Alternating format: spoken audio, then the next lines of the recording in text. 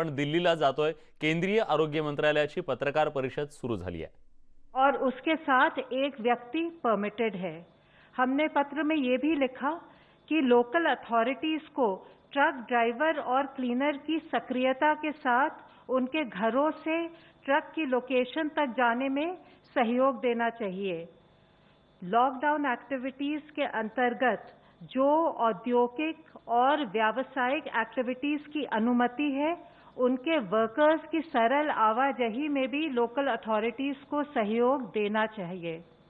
Railways, airports, सी ports और customs के अधिकारियों को उनके स्टाफ और कंट्रैक्चुअल लेबर को पास देने के लिए अधिकृत किया गया है।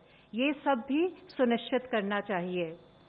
स्टेट्स और यूटीज को त्वरित गति से उन कंपनीज और संगठनों के वर्कर्स के लिए पास इशू करना चाहिए जो लॉकडाउन रेस्ट्रिक्शन से एग्जेम्प्ट हैं। जो मैन्युफैक्चरिंग यूनिट्स स्टेट्स और यूटीज के बॉर्डरिंग एरियाज में हैं, उनको कोई समस्या ना आए, इसका भी ध्यान रखना चाहिए। जो सूक्ष्म, लघु और मध्यम उद्यम एसेंशियल आइटम्स में कार्य कर रहे हैं, जैसे आटा, दाल और एडिबल ऑयल, उनके कार्यों में कोई रोक टोक नहीं होनी चाहिए। वेयर हाउसेस, कोल्ड स्टोरेजेस को भी बाधा रहित तरीके से ऑपरेट करने देना चाहिए, चाहे वे एसेंशियल गुड्स के लिए कोल्ड स्टोरेज और वेयर हाउस हो, चाहे अन्य गुड्स के लिए। ये निर्देश हॉटस्पॉट्स और कंटेनमेंट एरियाज को छोड़कर सभी क्षेत्रों पर लागू हैं और इन सब एक्टिविटीज को करते हुए सोशल डिस्टेंसिंग और प्रॉपर हाइजीनिक प्रैक्टिसेस का कंप्लायंस इंश्योर करना चाहिए। सभी राज्य सरकारों को सुनिश्चित करना है कि सभी डिस्ट्रिक्ट अथॉरिटीज और फील्ड एजेंसीज तक इन गाइडलाइंस की जानकारी पहुंचाए, जिससे कि लोक हित में ये सब परमिटेड एक्टिविटीज बाधा रहित और सुचारू रूप से चलती रहे। इन सब मेजर्स से हम इंश्योर कर सकते हैं कि लॉकडाउन के दौरान एसेंशियल कमोडिटीज और सर्विसेज में कोई भी कमी ना आए। धन्यवाद। ICMR representative please. कल तक हमने 2,06,212 टेस्ट किए हैं।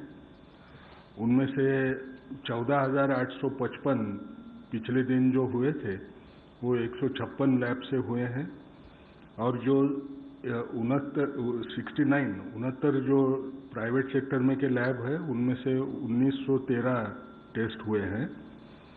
हमने 14 मेंटोर इंस्टीट्यूट्स करके उनको खड़े किया है कि जो यानी सब लोगों का कहना है कि अलग अलग जगह पे टेस्टिंग फैसिलिटी होए तो वो रीजनल उनको स्टेट एलोकेशन किया है और वो लोग अपने अपने इलाके में वो देखेंगे और कहीं नई लैब खोलना है क्या, कहीं वो फिजिबल है क्या, उनके पास सारे इक्विपमेंट है क्या और वो ट्रेन कर सकते हैं क्या।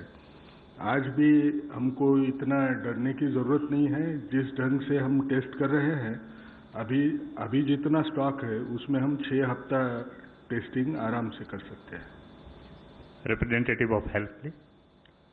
कोविड-19 के संबंधित इशू पर रिसर्च को रिव्यू करने के लिए माननीय हेल्थ और साइंस एंड टेक्नोलॉजी मिनिस्टर साहब ने CSIR की लैब, DG CSIR और उनकी 38 लैब के साथ कल एक डिटेल रिव्यू लिया था, जिसके तहत CSIR में एक कोर स्ट्रैटेजी ग्रुप बनाया गया है और उस स्ट्रैटेजी ग्रुप के तहत मुख्यतः डिजिटल और molecular surveillance, rapid and economical diagnostics, new drugs, repurposing of drugs and associated production processes पर काम किया जा रहा है। CSIR की ये labs private sector industries, public sector units, medium and small scale industries और मंत्रालयों के साथ भी क्लोज कोऑर्डिनेशन में कार्य कर रही हैं। इसके साथ ही स्टेट रूरल लाइवलीहुड मिशन के तहत 27 राज्यों में 78,000 के करीब हमारे जो सेल्फ हेल्प ग्रुप मेंबर्स हैं उनके द्वारा अब तक 1.96 करोड़ मास्क का प्रोडक्शन किया जा चुका है। साथ ही नेशनल कैडेट कोर द्वारा एक्सरसाइज NCC योगदान के तहत सिविल एडमिनिस्ट्रेशन की मदद की जा रही है। कोविड-19 के खिलाफ की इस लड़ाई में अब तक 50,000 से अधिक लोगों ने वॉलंटियर किया है। माननीय प्रधानमंत्री जी ने कहा है कि जान भी है जहान भी है, और उनकी यह call is also backed by action.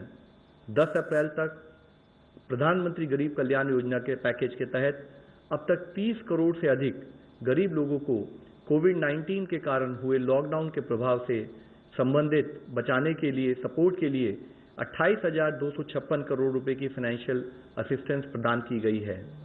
This includes support to 19.86 crore Jandhan Yojana women account holders, जिनको कि 9,930 करोड़ रुपए ट्रांसफर किए गए हैं। साथ ही पीएम किसान योजना के तहत 6.93 करोड़ फार्मर्स को करीब 13,855 करोड़ रुपए ट्रांसफर किए गए हैं। इसी तरीके से सोशल असिस्टेंस प्रोग्राम के तहत 2.82 करोड़ विडोज, सीनियर सिटीजन्स और जो हमारे दिव्यांग हैं उनको करीब 1,405 करोड़ रुपीस ट्रांसफर किए गए हैं। 2.16 करोड़ जो हमारे बिल्डिंग और इंफ्रास्ट्रक्चर वर्कर्स हैं उनको भी करीब 3,066 करोड़ रुपीस की राशि के द्वारा हमने ऑनलाइन ट्रांसफर किया है। मैं यही आप लोगों की दृष्टि में लाना चाहूँगा कि while nation is at lockdown, हम ये चाहते हैं कि लाइफ ना रुके, और इसीलिए एफर्ट्स हैं कि while lives are being protected, उसी के साथ साथ लाइवलीहुड्स के ऊपर भी काम हो। अब तक अगर मैं आप लोगों की दृष्टि में लाना चाहूँगा तो एक बहुत पॉजिटिव न्यूज़ लाना चाहूँगा कि अब तक अराउंड 857 लोग रिकवर हो चुके हैं और उनको हॉस्पिटल से डिस्चार्ज किया जा रहा है। इसके साथ ही अगर आप देखें तो एक ही दिन के अंदर 141 लोग जो रिकवर हुए हैं हमारे यहाँ पर। अगर पॉजिटिव केसेस और रिपोर्टेड डेथ्स की स्थिति अगर हम देखें तो टोटल 9,152 पॉजिटिव केसेस आए हैं, टोटल 308 डेथ रिपोर्ट हुई हैं, और एक दिन के तहत देखें तो 796 पॉजिटिव केसेस एडिशनल आए हैं, और इसके साथ ही टोटल 35 एडिशनल डेथ देश में रिपोर्ट की गई हैं। इसके साथ ही मैं आप लोगों की दृष्टि में लाना चाहूँगा कि एक पॉजिटिव डेवलपमेंट फील्ड स्थाई पर जो हमारा जिला एडमिनिस्ट्रेशन, जो हमारे फ्रंटलाइन वर्कर्स काम कर रहे हैं, उसके रिजल्ट दिखने भी लगे हैं। आज अगर हम देखें तो 15 राज्यों में 25 जिलों में, उसमें पिछले 14 दिन से, जबकि वहां पर इससे पहले की पॉजिटिव केसेस आए थे, तो पिछले 14 दिनों से कोई भी पॉजिटिव केसेस रिकॉर्ड नहीं हुए हैं। मैं इन जिलों के नाम आपकी दृष्टि में लाना चाहूँगा, जिसमें है गोंदिया इन महाराष्ट्र, राजनांदगांव, दुर्ग और बिलासपुर इन छत्तीसगढ़, देवनगिरी, कोडगु, तुमकुरू और उडुपी कर्नाटका में, साउथ गोवा इन गोवा, वायनाड और Kottayam in Kerala, west Imphal in Manipur, Rajouri in Jammu and Kashmir, Aizawl west in Mizoram, Mahe in Puducherry, SBS Nagar in Punjab, Nalanda और मुंगेर बिहार में, प्रतापगढ़ इन राजस्थान, पानीपत, रोहतक, सिरसा इन हरियाणा, पौड़ी गढ़वाल इन उत्तराखंड, भद्राद्री कोत्तागुड़म इन तेलंगाना। इसमें मुख्यतः बात यह है कि इन जिलों में जब पॉजिटिव केस आया तो डिस्ट्रिक्ट एडमिनिस्ट्रेशन ने कंटेनमेंट स्ट्रेटजीज के तहत काम किया, और जिसके रिजल्ट फलस्वरूप हमें कुछ दिखने भी लगे हैं। लेकिन आज फिर भी यह जरूरत है कि हम अपनी विजिलेंस कंटिन्यूड उसी विगर, उसी एनर्जी के साथ बनाए रखें। हम यह सुनिश्चित करें कि आने वाले दिनों में भी इन जिलों में कोई नया केस ना आए। हम हर स्तर पर टेक्नोलॉजी का यूज़ कर रहे हैं। टाइमली रेस्पॉन्स के लिए कटिंग एज टेक्नोलॉजी का यूज़ करना बहुत ही आवश्यक है। हम टेक्नोलॉजी के द्वारा live case tracking, case management और कंटेनमेंट प्लान की इम्प्लीमेंटेशन और मॉनिटरिंग के लिए भी इस्तेमाल कर रहे हैं।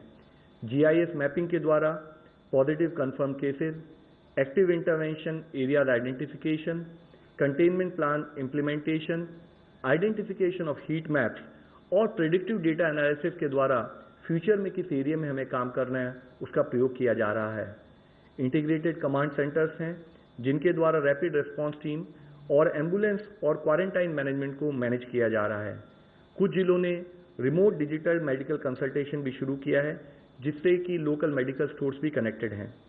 सरकार ने कोरोना वायरस इन्फेक्शन के रिस्क असेसमेंट के लिए नागरिकों के लिए एक आरोग्य सेतु एप्लीकेशन का भी लॉन्च किया है। यह एप्लीकेशन 11 लैंग्वेजेस में उपलब्ध है। इसके अब तक 3.45 करोड़ डाउनलोड्स हो चुके हैं। इसके द्वारा एक कॉमन सिटीजन अगर इस एप्लीकेशन को डाउनलोड करते हैं तो ना ही वो अपना रिस्क असेसमेंट कर सकते हैं, इसके साथ ही अगर इस एप्लीकेशन को सभी लोगों ने डाउनलोड किया हो तो उनको अगर वो किसी पॉजिटिव या उस टाइप के आदमी के पास जाएंगे तो उनको एक रिक्वायर्ड अलर्ट भी मिलेगा, तो मेरी आप सबसे रिक्वेस्ट है कि यह एप्लीकेशन जो ब्लूटूथ टेक्नोलॉजी, एल्गोरिथम और AI बेस्ड टेक्नोलॉजी को यूज करके बनाई गई है, इसको कृपया करके सब लोग डाउनलोड करें और इसका फायदा उठाएं। हम NSS, NCC, red cross, ex army person, retired health professionals और मुख्यतः विमेन सेल्फ हेल्प ग्रुप जो फील्ड लेवल पर हमारे साथ काम कर रहे हैं, उन सब की वॉलंटियरिंग हेल्प को ले रहे हैं। हम उन सबको सैल्यूट करना चाहते हैं क्योंकि सब हमारे साथ खड़े होकर इस लड़ाई में हमारा सहयोग कर रहे हैं। इसके तहत कैसे टेक्नोलॉजी का इस्तेमाल हो रहा है, कैसे कॉमन सिटीजन को रिक्वायर्ड हेल्प प्रोवाइड कराई जा रही है, एक एग्जाम्पल के रूप में मैं बेंगलुरु का वॉर रूम आपके सामने हाईलाइट करना चाहूँगा, जो कि स्टेट को कोविड मैनेजमेंट के लिए सपोर्ट दे रहा है।